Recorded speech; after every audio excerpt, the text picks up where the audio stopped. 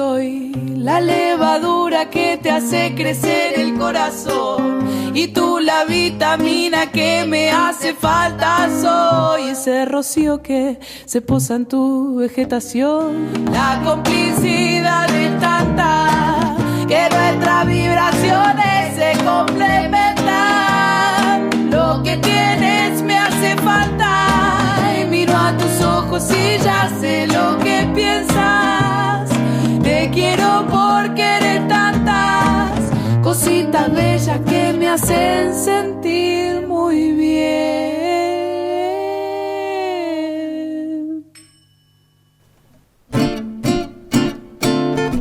Yo soy Celia Arena. Vengo a proponerles compartir un viaje por ese camino que todos los días transitamos casi sin detenernos ni pensar su significado. Un recorrido distinto que nos muestre que somos porque otros también son. La propuesta es encontrarnos en las palabras, en las historias de los hombres y mujeres protagonistas de este programa, en ese lugar en el que ellos son iguales que nosotros. Sus certezas, sus dudas, sus convicciones. Con ese espíritu nació Almas de Arena.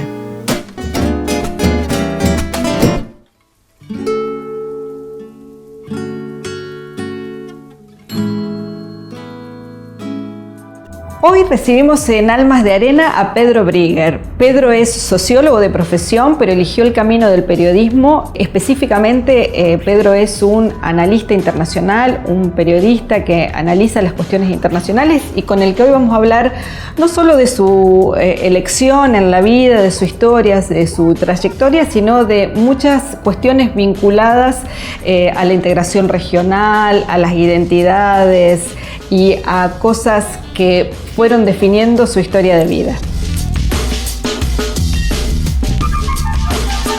Bueno, Pedro, muchísimas gracias por compartir este momento con nosotros. Tenés una larga trayectoria como periodista vinculado a las cuestiones internacionales. ¿En qué momento empezó Pedro Brigger a interesarse por esto? ¿Cuando estabas estudiando? ¿Cómo fue tu vinculación? Creo que mucho tiene que ver con mis orígenes, mis raíces. Mis padres eran alemanes, se escaparon del nazismo durante la Segunda Guerra Mundial. En mi casa, por lo tanto, se hablaba alemán. Yo aprendí primero alemán en casa y después el castellano. Aprendí idiomas. Tenía una tía en Francia que para mí era como algo muy misterioso. Estudié francés, estudié inglés. Después viví 11 años en el Estado de Israel. Y siempre me sentí como muy cosmopolita, como adaptándome a cualquier sociedad. Por supuesto que me siento argentino profundamente, más que nada, vivo acá. Pero yo siento que me puedo adaptar a cualquier lugar y que desde chico siempre tuve una visión de tratar de aprender de los otros.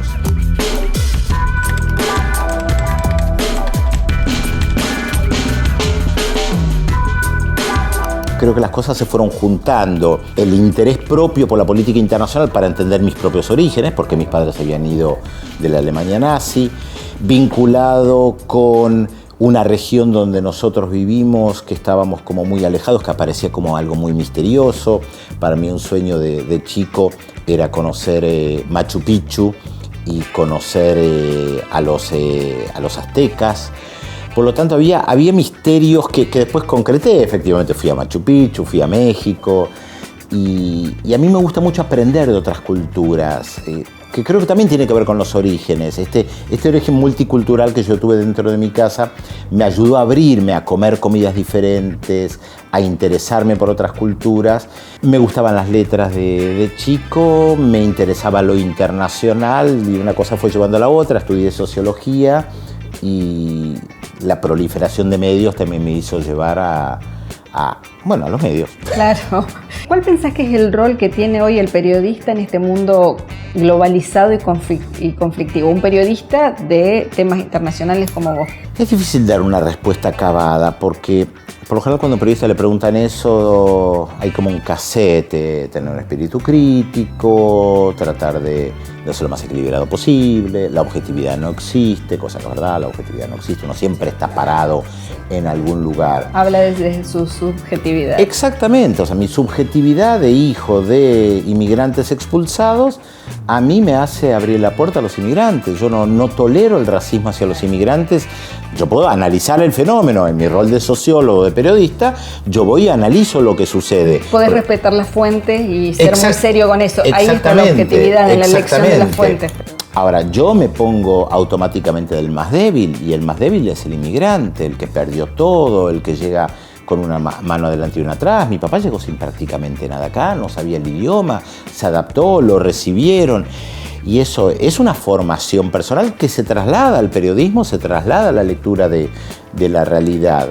Sí, es verdad que creo que uno de los roles del periodismo o del periodista, la periodista, es no perder el espíritu crítico, siempre ser un poco punzante. Tampoco me gusta el tono agresivo. Si yo tengo que entrevistar a un presidente con el que no estoy de acuerdo en muchas de las cosas que dice, yo no voy a tratar de acosarlo y ponerlo contra la pared. No me parece que sea, por lo menos no mi rol o no como yo entiendo el periodismo. Creo que hay que ser muy respetuoso de las diferentes posturas políticas, aún poniéndose en un determinado lugar.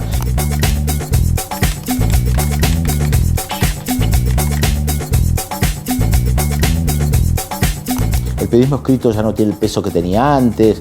Hoy se hace por radio, por televisión, por internet. Hay múltiples formas.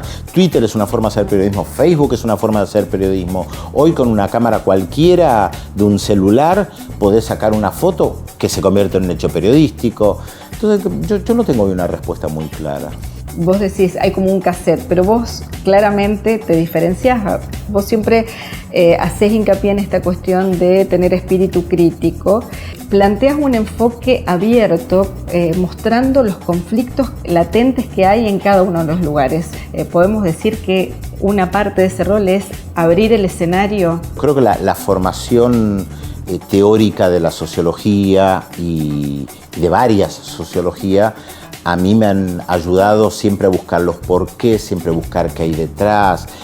Si yo analizo lo que sucede en Francia con los atentados, yo no puedo dejar de mencionar o recordar, y mencionar por supuesto porque tengo un rol público, que Francia ocupó durante 132 años Argelia, que se repartió el Medio Oriente con los británicos. Claro, uno a veces quiere una respuesta puntual que responda a esto. A veces la gente espera que yo diga qué bárbaro lo que pasó, pero mi rol no es el de decir qué bárbaro lo que pasó. También lo puedo decir. Digo, eso es más una charla de café. De mí se espera que trate de analizar lo que sucedió.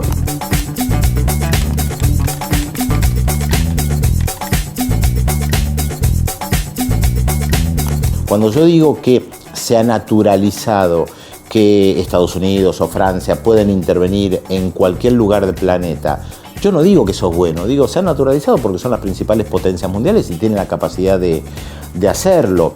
Puedo agregar un elemento crítico cuando señalo, por ejemplo, respecto de los atentados en París, que el ex primer ministro francés, Dominique de Villepin, criticó los bombardeos ya el año pasado en el mundo árabe, que dijo que no llevan a nada. Entonces yo siempre trato de incorporar que hay otras miradas y que lo que pasa es que cuando hay situaciones tan violentas, tan extremas y se busca una respuesta rápida, por lo general la mayoría se suma a estas respuestas rápidas y contundentes. Bueno, vamos a reventarlos en Siria.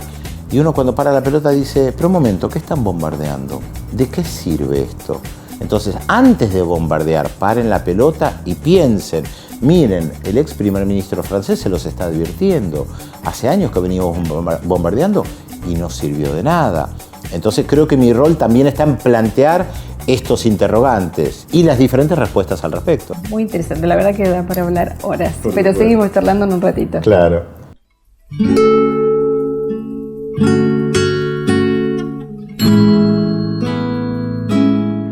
Gran parte de las noticias que divulgan nuestros diarios, radios y cadenas de televisión provienen de agencias de Europa o Estados Unidos.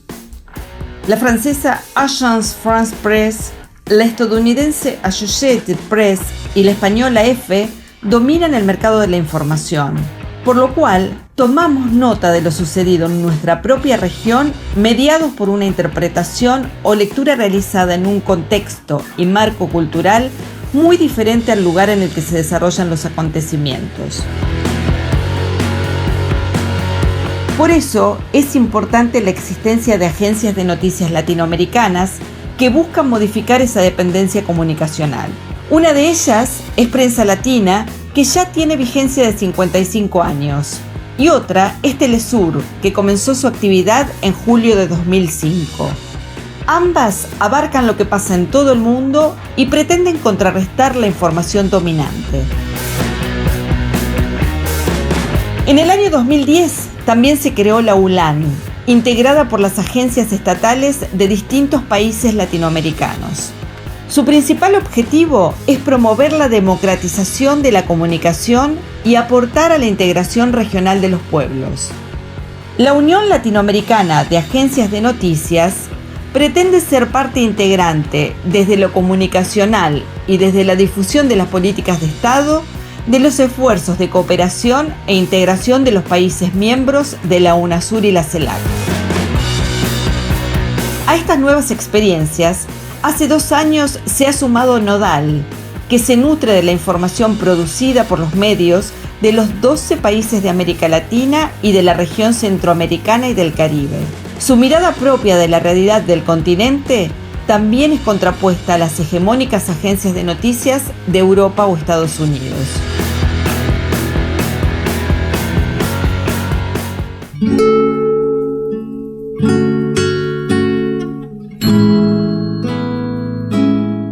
Pedro, creaste una agencia de noticias, Nodal, una agencia propia. ¿Qué fue lo que te motivó? ¿Cuál fue el origen de ese deseo? Es el fruto de muchos años de trabajo. A mí siempre me llamó la atención la dependencia de las grandes agencias internacionales que hay en la inmensa mayoría de los medios de comunicación, pero en el mundo. Entonces, cuando pasa algo en Egipto, yo lo que hago es ir a la prensa egipcia, porque hoy además con internet esto es mucho más fácil que 20 años atrás, entonces vos podés leer la prensa egipcia. Si pasa algo en Indonesia, yo voy a un muy buen diario que se llama Jakarta Post. Si pasa algo como pasó un incendio en Valparaíso, en Chile, yo no voy al diario El Mercurio que está en Santiago, voy al diario El Martutino, que es un excelente diario de Valparaíso. Entonces a mí siempre me guió esto de ir al medio de comunicación del lugar, local, nacional.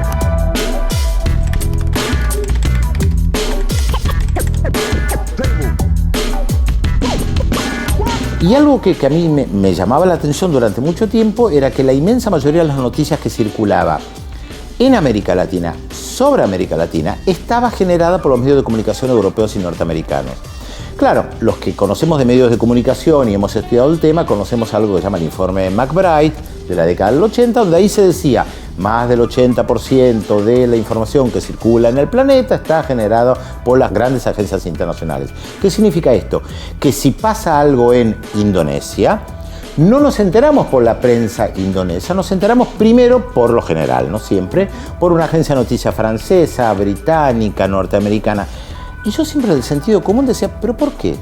Sí, mucho más interesante leer a un periodista de Indonesia que me cuente lo que pasó en Indonesia y a un periodista de Turquía que me explique por qué hay un cambio de gobierno en Turquía que a un periodista británico que le habla a su público británico en primer lugar. Y en América Latina pasaba eso. No puede ser que nos sigamos enterando de lo que pasa en Paraguay a través de una agencia de noticias española o francesa. Y como yo todos los días para mi trabajo cotidiano revisaba diarios de toda la región, por supuesto no se puede de toda la región, sí, pero me encontraba con un límite. Yo no podía en horas leer todos los diarios de toda la región. Entonces dije, tiene que haber un lugar que concentre la información de América Latina y el Caribe, algo que no existe. Y es la creación de Nodal, Noticias de América Latina y el Caribe, que te permite en 2 o 3 minutos, entrando al portal, saber las noticias de América Latina más importantes. Temas que muchas veces son ignorados por los medios de comunicación. Nos seguimos enterando de cualquier invento de una universidad pequeña en Estados Unidos que ni siquiera sabemos si es importante. Y no nos enteramos de un desarrollo científico y tecnológico de Ecuador o de la apuesta política educativa que tiene el gobierno de Ecuador en un proyecto que se llama la Ciudad del Conocimiento y Achay. ¿Por qué no nos enteramos de eso? Hay muy buenos proyectos de ciencia y tecnología en Uruguay, en Bolivia, en Brasil, en Colombia. Y fíjate que hablo de países con diverso signo ideológico. Dentro de Nodal, una parte se llama Nodaltec, de ciencia y tecnología, solo dedicado a ciencia y tecnología. Porque si no, además, vamos creando la sensación, que ya está profundamente arraigada, de que América Latina lo único que tiene es materias primas. Soja, carne, trigo, petróleo, gas, agua, tierra. No, nosotros tenemos un gran desarrollo científico-tecnológico. Por supuesto que no se puede comparar el desarrollo de Bolivia y Paraguay con el de Estados Unidos y Francia. Pero eso no significa que no se hace nada. El gobierno de Evo Morales tiene una gran apuesta con los niños para el desarrollo científico y tecnológico, organiza concursos de ciencia para niños. Entonces, por eso surgió Nodal y efectivamente nosotros lo que hacemos es dar información basada en las fuentes latinoamericanas.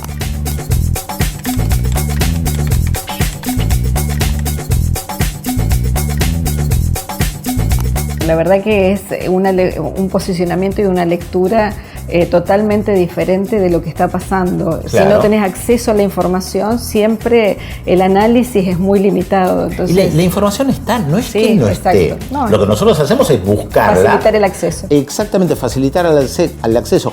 Vos no podés leer la prensa mexicana todos los días, no, por supuesto. Entonces nosotros la leemos por vos, la prensa, los diarios, las revistas, los blogs alternativos, las páginas web, la radio, la televisión, y hacemos una selección de lo que a nuestro criterio es lo más importante que vos o los televidentes tienen que saber de lo que está pasando en México.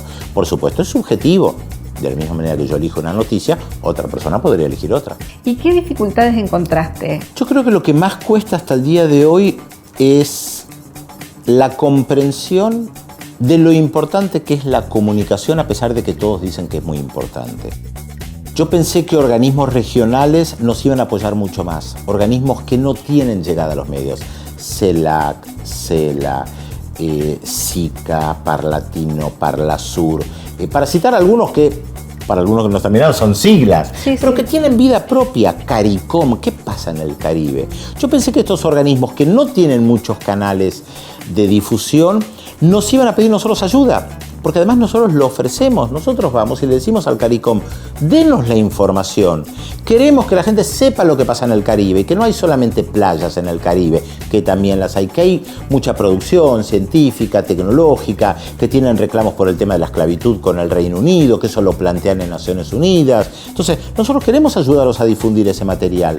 Y creo que hay mucha costumbre a la queja, a decir, los medios de comunicación están dominados por grandes empresas. Sí, es verdad. Pero hoy la tecnología permite hacer programas como este, programas en internet, en radio. Es más fácil quejarse que construir.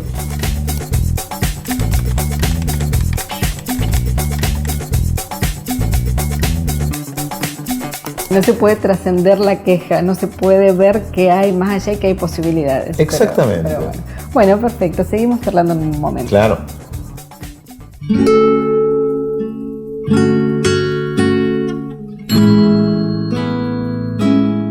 La comida es parte de lo que somos, no solo por una cuestión de salud, sino porque define nuestra identidad cultural alimentaria.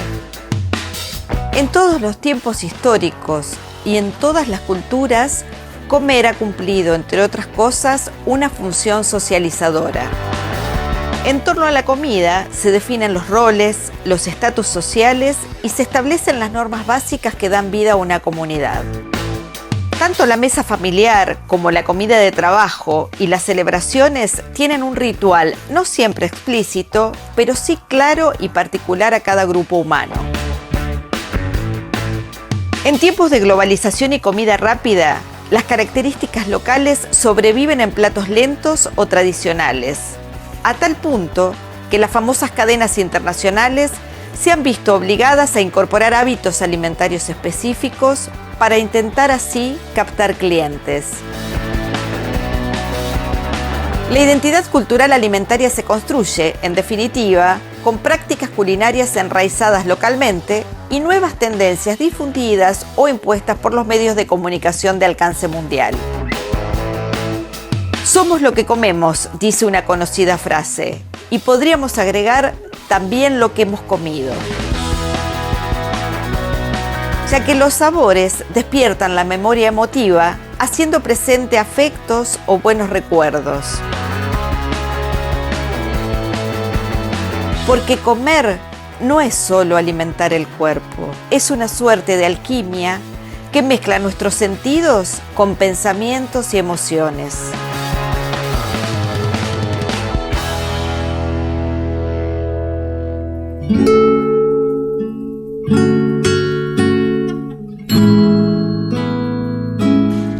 Pedro, cuando uno habla de la identidad, generalmente de la identidad de los pueblos, de los distintos países, generalmente se hace referencia a la historia, a un lenguaje común, que vos siempre decís que tratás también de comunicarte y de cada vez que llegas a un país aprender aunque sea unas palabras como para poder comunicarte, porque es algo esencial.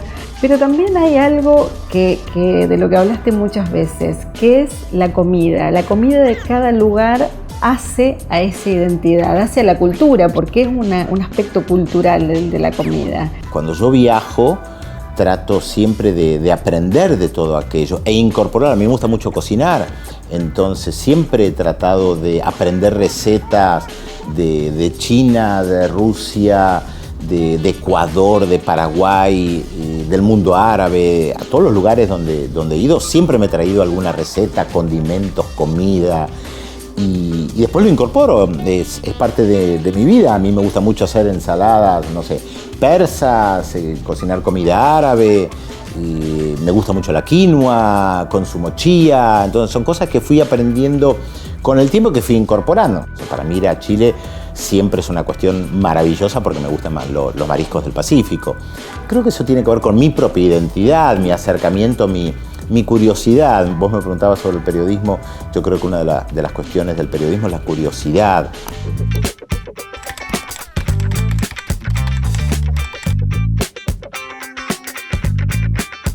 Me pasó una vez en Irán que me dijeron que había helado de azafrán. Y claro, primero digo, helado de azafrán. Y yo tenía que probarlo, obviamente. Y me encantó. Algo que primero era un prejuicio, helado de azafrán. Los árabes comen mucho por múltiples razones. Si bien esto se ha perdido, pero todavía en gran medida en el piso, en una gran bandeja, donde ponen lo que se llama el puré de garbanzos, el hummus u otras comidas. Y es algo muy comunitario el hecho de sentarse todos en el piso, alrededor de una bandeja, donde todos comen del mismo plato, con los mismos panes. Vos agarrás un pedazo de pan y comés un poco. Y hay algo muy comunitario. De la misma manera que el mate es algo muy comunitario, que mucha gente que viene de otras culturas no termina de entender, que el mate no es simplemente una bebida, que pasarse el mate tiene algo muy, muy lindo, muy, muy cultural.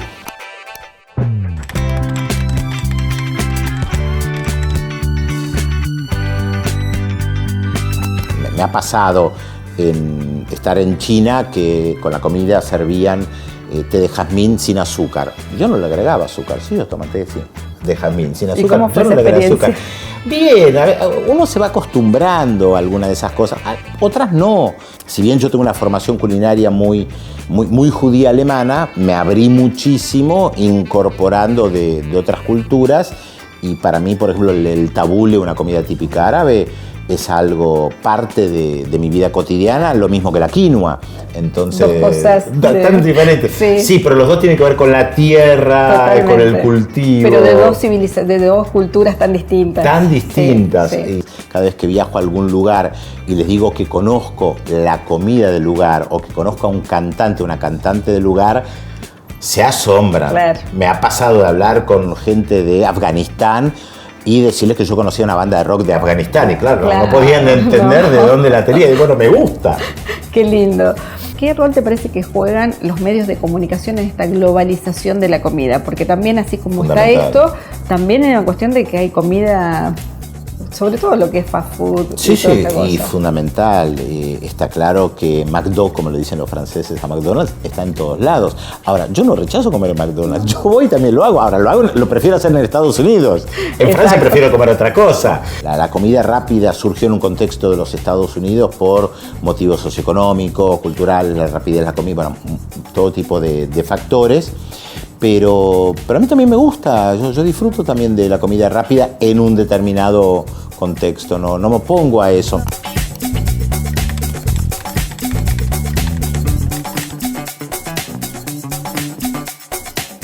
Yo no dejo de tomar gaseosas porque me las impusieron de los Estados Unidos. No, me gusta disfrutar de la gaseosa también, pero también puedo disfrutar de un jugo de fruta natural de maracuyá o de tomate de árbol en Ecuador, una fruta que es muy popular en Ecuador. Entonces yo disfruto mucho de eso.